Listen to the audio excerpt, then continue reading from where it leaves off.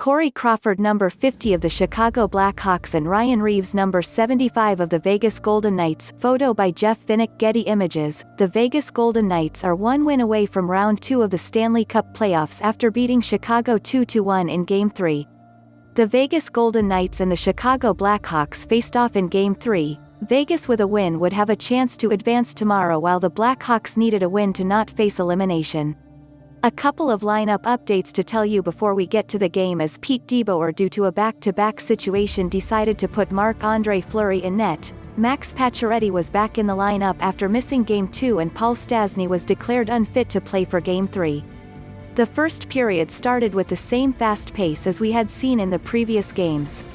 3 minutes into the period, Reilly Smith got called for slashing in the first penalty call of the game. We expected a strong power play from the Blackhawks, but off a turnover, Mark Stone found William Karlsson, who went in on Corey Crawford and went backhand top shelf for an early 1-0 lead and a shorthanded goal. Chicago had a great chance to tie the game, but Marc Andre Fleury, who was making his first start in the playoffs, made an incredible glove save. Vegas got 2 more penalties in the period but did a good job of killing them both. The first period ended with the Golden Knights up 1-0. The second period started with Chicago attacking early on, trying to get the equalizer, but Fleury was standing tall in net, making save after save. Vegas had an early chance on the power play, but it was Crawford's turn to come up big, keeping his team in the game.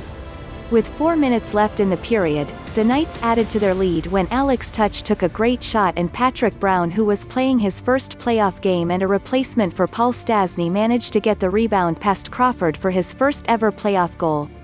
The period ended with Vegas up 2-0, but the Knights would start the third period on the penalty kill. Chicago Blackhawks came out firing on all cylinders at the beginning of the third period, looking to get back in the game.